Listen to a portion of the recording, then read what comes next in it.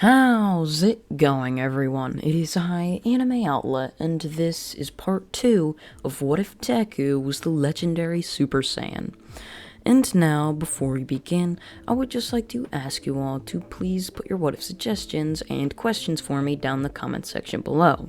As for these first few parts of every series, I'm going to be responding to pretty much every single comment. So please leave just if you have questions or suggestions down the comment section below. And now, let's begin. To start this part 2 off, we see Izuku start to grow up from the age of 4 all the way up until he is high school age of around 14 to 15. Through this time, Izuku would end up growing very tall, well, kind of tall. He's around 5'10", 5'11"-ish, not tall, but Saiyan tall, really. Izuku would also be insanely muscular, to even the likes of which was kind of like the between of Goku and Broly. Not insanely muscular like Broly, but not as he was in between Goku and Broly, basically. And so with this, when Izuku would go to school every single day, it would just echo throughout the halls, his power level, bouncing off of it, radiating just an energy of confidence around the young boy. Nobody ever messed with him, and no one would ever pick on anyone or bully anyone when he was around either. He was the ultimate hero in that school. He was the protector of just all of the kids that get picked on, protector of the quirkless. This would give him a reputation within the bully world of the school he went to as sort of the one person they need to try to get rid of or weaken. However, with Izuku being Saiyan and not human, this wouldn't ever happen, and their plans to weaken Izuku never would come to fruition. However, we cut back to a 10-year-old Izuku training with his adoptive father, Hisashi. However, something strange would end up happening, as we end up seeing Hisashi running down just a sidewalk with Izuku. There was a villain rampaging towards them, chasing them, after his brother was just imprisoned by Hisashi in a prior event. The villain's brother was quite weaker than him, so it was easier for the weaker hero to take care of. However, now a stronger villain that was capable of defeating likes of heroes that were less than rank 50. So this villain would stampeding towards Hisashi and his son. They would run through alleyways trying to lose the villain. However, nothing would end up working, as the villain would end up rampaging on through, tackling down Hisashi, as Hisashi's head would slam into the pavement with such high velocity and so violently that he would be completely knocked out cleanly. As Izuku, seeing his father get knocked out, and the young boy, not knowing any better, would think he had just witnessed the death of his father. Izuku's eyes would grow dull as he would stare towards his father's just limp body. The villain would end up looking towards Izuku, smirking before laughing. Your father was weak. I guess it'll be even easier to off you, the villain would say, raising his hand about to kill Izuku. However, before anything could happen, Izuku would shake his head as the ground would start rumbling. Pebbles would be just tossed up into the air, bouncing up and down from the ground. The villain would stare towards the ground, just confused. What the hell? He would say, looking towards Izuku. Izuku's eyes flashing from his normal just color, his normal green, or his normal just teal green, to a more vibrant, just bright green, as this would continue flashing, as his hair would flash too. The villain would be intrigued by this, wondering what the hell was even going on with this kid. This didn't make sense to him, as he would be staring towards Izuku. Izuku would just have all of this flashing happening, as all of this And Izuku would end up yelling out, shaking his head as his hair would turn fully bright green, his eyes now the same color. He would stare angrily on towards the villain, rushing towards the villain. He would grab the villain by his neck, slamming the villain right back down into the ground. As he would be slamming him down into the ground, the villain smashed his head clean open as the concrete was jagged there.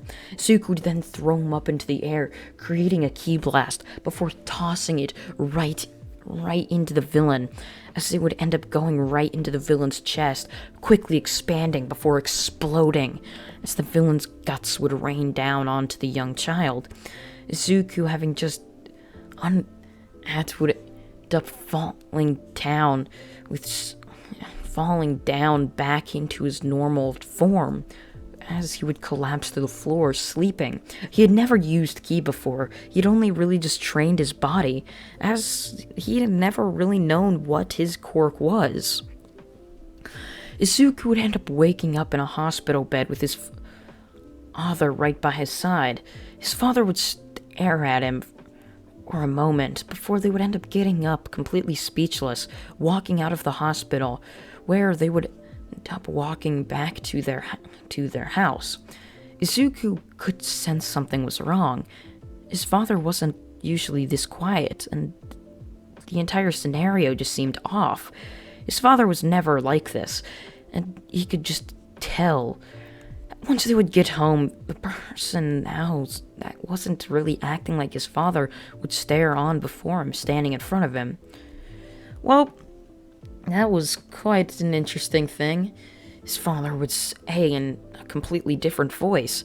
Izuku would look at him before the man would end up laughing. I'm just kidding. So, he would end up starting his voice back to normal, the one familiar to Izuku.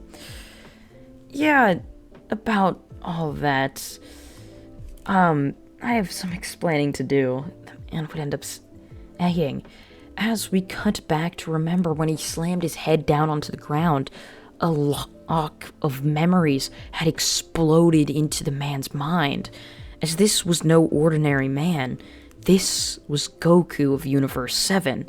The man who adopted Izuku happened to be Goku.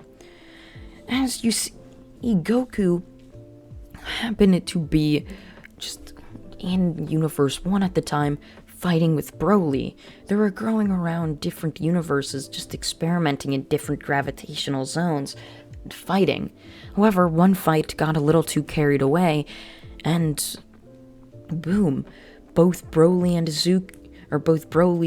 Goku slammed their heads on something very, very hard, like a rock, losing all of their memories, causing or them to just have fake identities imposed by the likes of All For One.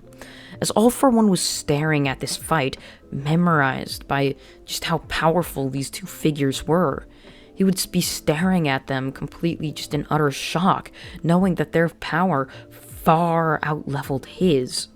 And so, since he knew that, as soon as he saw both of them go down and were unconscious, he would end up coming into them and using one of his quirks to turn them younger, turning them back younger, and also with this would end up instilling memories of fake names and identities. So, with that, we now end up cutting back to see Izuku standing there with Goku now in front of him. Well, Sashi isn't really my real name. Somebody named All For One gave me that name. My real name's Goku. So let's just start this off as a first introduction, I guess, since even though we've known each other for basically 10 years, with a smiling, this just doesn't make sense, Izuku would say, kind of in shock. Well, it doesn't matter now. I have felt your power, and I can feel your power level, and I know exactly how powerful you really are. So, you want to be a hero, correct? Yes, Izuku would say excitedly, his eyes brightening up. Well, then I'm gonna train you. We cut forward 5 years into the future as we now see Izuku having been trained by Goku for the past 5 years. With Izuku, who would end up being insanely strong, training with Goku, who had an insane work ethic, causing for Izuku to pick up that work ethic, and would even become stronger and would rival Goku's power. Remember, Izuku is a Saiyan and was also a legendary Super Saiyan, getting trained by the strongest, or possibly the strongest Saiyan of all time. So, with that basically just means Izuku could have someone who can just show him every technique, and Saiyans also have the uncanny ability just to basically be able to mimic any technique just by seeing it once. So, with that, Izuku would end up becoming insanely strong, as we now end up seeing him walk in to the UA entrance exams.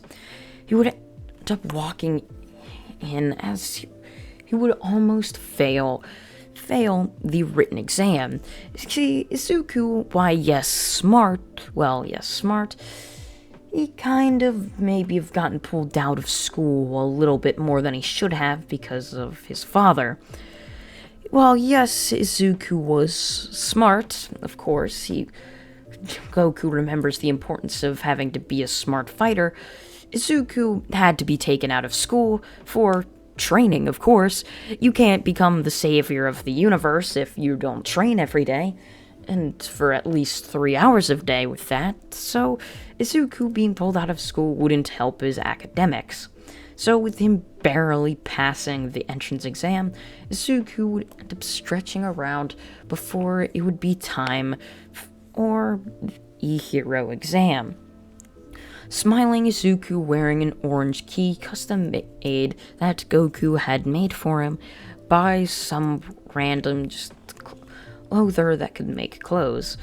So Izuku would be standing there as the doors would open. He would fly right through the gates, flying through, using Ki Blast to decimate the robot population, completely just and utterly destroying the population with ease.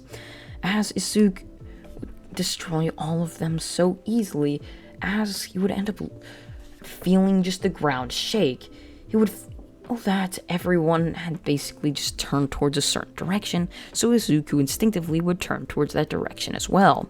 When all of the sudden, still flying in the air, Izuku would stare on to see a massive zero-pointer crashing down towards him. As the zero-pointer would reach out its hand slowly towards him, would end up looking towards it before smiling. He would put his hands down to his side, knowing that it's finally time he can be able to use this when it's not just up against his father, Goku.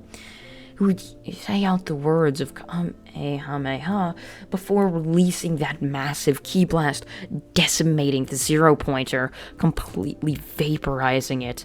Izuku would fall down to the ground, landing on both of his feet, before he would end up hearing that the entrance exam was over. He would run home, seeing as an extra method of training, before he would begin the trainings for the day with his father, Goku. They would continue on training, or just until night fell, where they would end up eating a massive dinner, and then going to bed. 2 weeks would end up passing, as Izuku would get a letter in the mail stating that he had made it into Class 1A. Izuku would smile towards the letter before walking over to his dad. "Well, Dad," Izuku would start. "I did it," he would say with a smile on his face. "That's great," Goku would say, smiling towards Izuku. "Good job," he would say as well. Izuku would smile towards his father or just thanking him before walking back to his room, just to think about all that he had accomplished. The next day, we end up seeing Izuku walk into UA, where Izuku would see what would now be his entire class. "Good morning, class," just a deep voice would say. "Today we are going to be starting off with just a bit of hero things to see what level you all are on. We're going to be doing a Heroes vs. Villains assignment with your hero teacher. I'll let him walk in right now. I saw what it would say as all of the students would fixate their attention towards the door, as all of the sudden they would end up hearing a striking laugh. And that is where part 2 of What If Deku Was a Legendary Super Saiyan comes to an end. I hope you all did enjoy this video, and if you did, please consider subscribing, as it really does help this channel out, and you can even be notified when the other parts of this series do end up coming out. I thank you all for watching once again, and goodbye.